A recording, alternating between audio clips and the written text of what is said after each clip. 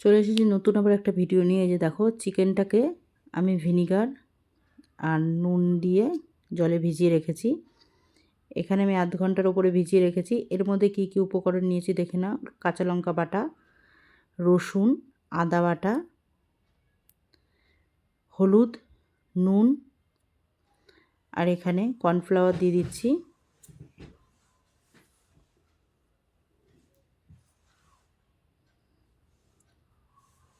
এবার ময়দা ব্যবহার করছি। কর্নফ্লাওয়ার 1 চামচ দিয়েছি।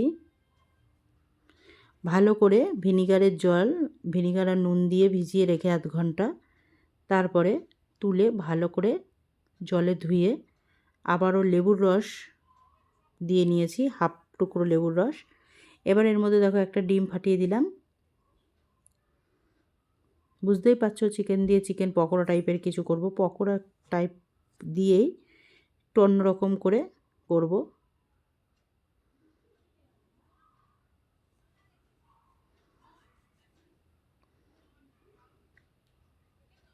এখানে 750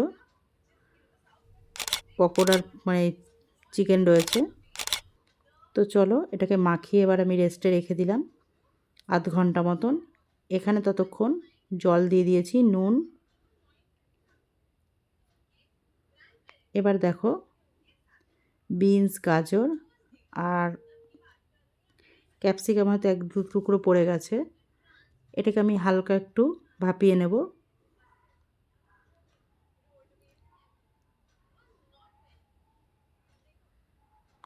তোমরা দেখে হয়তো ভাবছো ফ্রাইড রাইস, হ্যাঁ ফ্রাইড রাইসই করবো একটু অন্যরকম করে। আর চিলি চিকেনও অন্যরকম। এটা চিলি চিকেন কি একটু অন্য টাইপের। তো চলো পকোড়াগুলো করে নিই। কড়াই গরম হয়ে একদম হয়ে গেছে।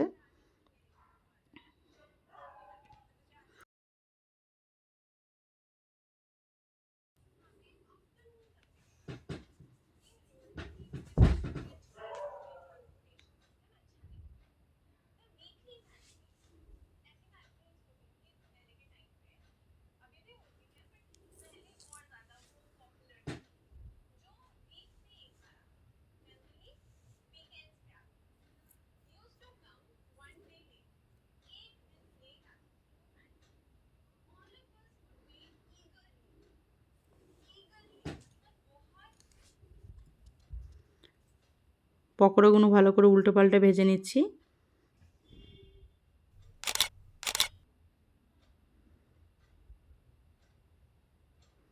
আজকে দুটো রেসিপি দুর্দান্ত টেস্টের হয়েছে। ফ্রাইড রাইস তো আমরা এমনি সচরাচর বানাই আর খাই মোটামুটি। তো একটু এইভাবে বানিয়ে তোমরা একবার ট্রাই করে দেখো। আমি যে এইভাবে প্রসেসটা করছি, একটা স্টেপও ভুল করা যাবে না। দেখলে আমি কিভাবে করলাম। আমরা বেশিরভাগ সময় আমরা ভেজিটেবলগুলোকে ভেজে নিই। তো আজকে আমি সেদ্ধ করে তারপরে ওটাকে হালকা ফ্রাই করব। এই যে দেখো, আমার কিন্তু এগুলো ভাপানো হয়ে গেছে। ভিজিয়ে রেখেছি। এবার আমি গ্যাসটা বন্ধ করে দিয়েছি। তো এই যে দেখো, জলের মধ্যে নুন আর তেজপাতা দিয়ে দিয়েছি। দিয়ে দিলাম ভিনিগার। আমার পকোড়াগুলো মোটামুটি হয়ে এসছে। আগের কিছু তুলে নিয়েছি করে, এখন আবার কতগুলো করে নিলাম। চালটাকে আমি 1 ঘন্টা ভিজিয়ে রেখেছি। পকোড়া থেকে কি সুন্দর সেন্ট বেরিয়েছে। আর এই কথাটা বলতে ভুলে গেছি, এই চিকেনের যে পকোড়াটা করছিলাম এর মধ্যে আমি কিন্তু পেঁয়াজ বাটাও দিয়েছিলাম। তো দেখো, আজকে পেঁয়াজ কুচিটা আমি একটু অন্যরকমভাবে করেছি। আমি কিন্তু একটা একটা করে পিস করে, মানে চিলি চিকেনে যেরমভাবে করে ওরমভাবে করিনি।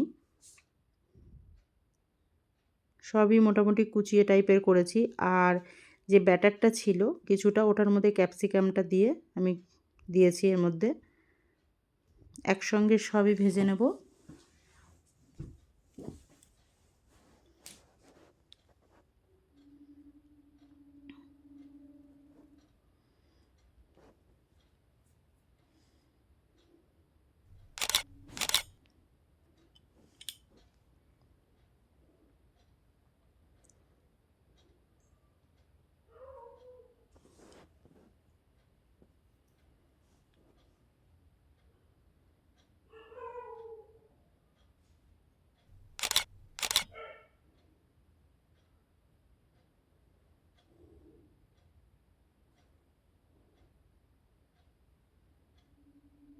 মশলা দেখো কি কি ব্যবহার করছি। টমেটো, শুকনো লঙ্কা এর মধ্যে দিয়েছি, একসঙ্গে পেস্ট করেছি, আর রসুন।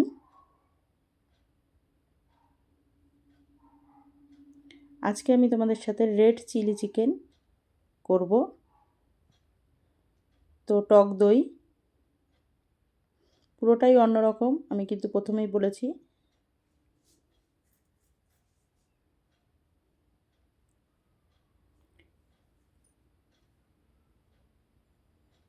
এর মধ্যে অল্প একটু আদাও ব্যবহার করেছি আমি।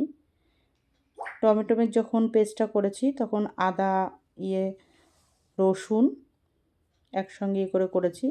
বোতলের ঢাকনাটা ফট করে ফেটে গেল, ওই জন্য শুধু করছি। কর্নফ্লাওয়ারটা একটু গুলিয়ে নিচ্ছি।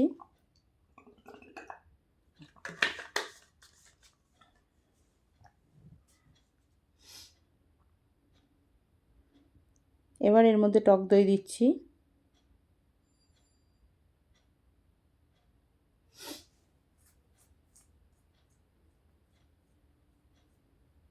দিয়ে দিলাম সোয়া সস,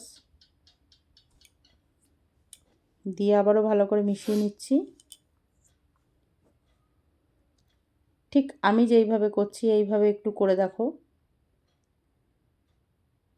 আশা করছি মুখের রুচি তো পাল্টেই যাবে। চিলি চিকেন তো আমরা সবাই একইভাবে খাই, একটু অন্য রকম করে এইভাবে রেড চিলিটা বানিয়ে দেখো।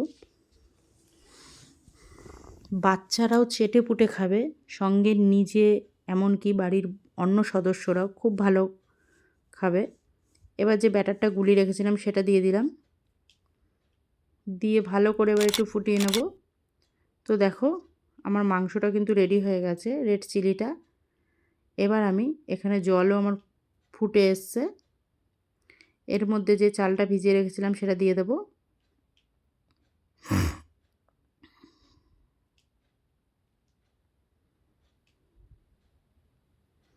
চালটা দিয়ে এবার ভালো করে ফুটতে দেব।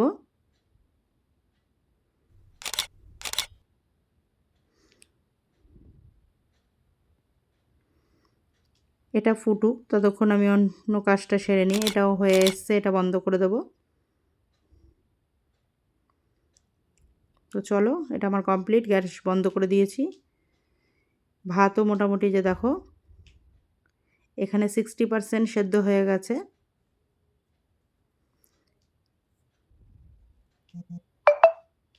এই পর্যায়ে এবার গরম মশলা মানে লং, এলাচ দিয়ে দিলাম কাজু কিশমিশ। ব্যাস, এবার গ্যাসটা আমি বন্ধ করে দেবো, দিয়ে এটার মাঠটা গেলে নেব এটা ঝাঁঝরির মধ্যে। তেলটা গরম হয়ে গেছে, যেই বিনস গাজরটা আমি সেদ্ধ করে রেখেছিলাম সেটাকে এবার একটু ফ্রাই করে নেব।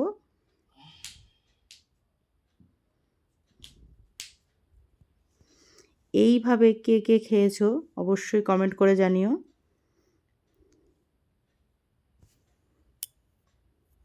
ক্যাপসিকাম দিয়ে দিলাম,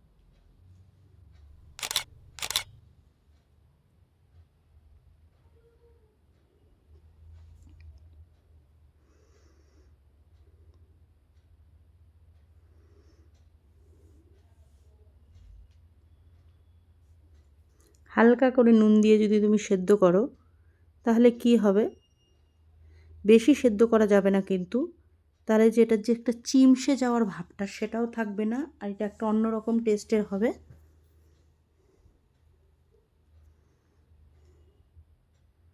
আর এর কালারগুলোও পুরোপুরি ঠিকঠাক থাকবে।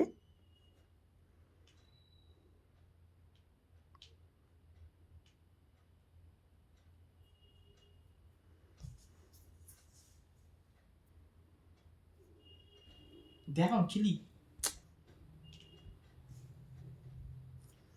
এবার দেখো এই যে ছানা কাটিয়ে রেখেছিলাম সেই ছানাটা আমি এর মধ্যে ব্যবহার করছি, কারণ ভাজাটা মোটামুটি আমার একদম পারফেক্টভাবে হয়ে গেছে।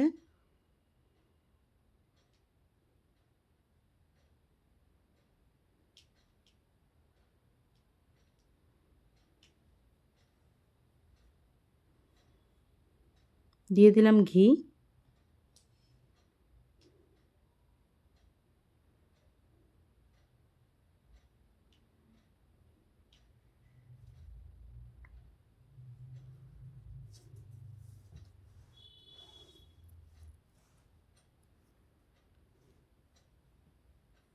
নুন পরিমাণ মতো,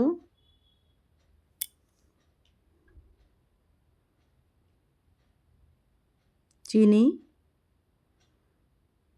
যেহেতু রেড চিলিটা একটু ঝাল ঝাল হয়েছে এটার মধ্যে সামান্য একটু চিনি ব্যবহার করছি। এটা না দিলেও হয়, যার যার অপশনাল, কিন্তু দিলে পরে টেস্টটা আর একটু দ্বিগুণ হবে। আর দেখতে পেলে আজকে আমি কিন্তু আলাদা করে কাজু আর কিশমিশ ভাজিনি, এর মধ্যেই দিয়ে দিলাম। দিয়ে এবার গোলমরিচের গুঁড়ো দিয়ে দিয়েছি।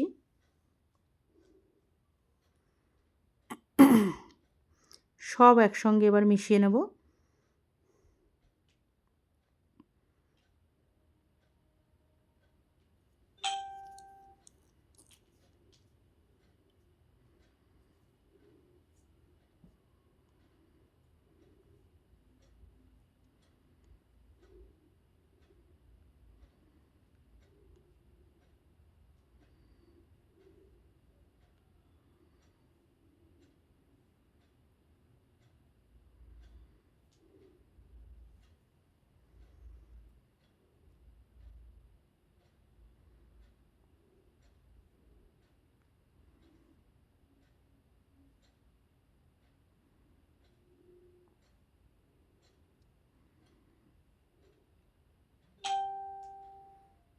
এর মধ্যে আমি একটু কেওড়া জল ব্যবহার করছি সেন্টটা সুন্দর আসার জন্য।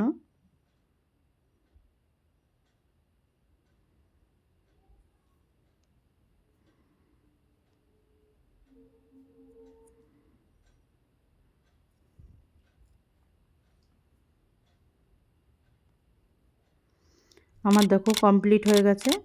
তো চলো গ্যাসটা বন্ধ করে দিয়েছি। এই যে পরিবেশন করার জন্য বেড়ে নিয়েছি থালায়।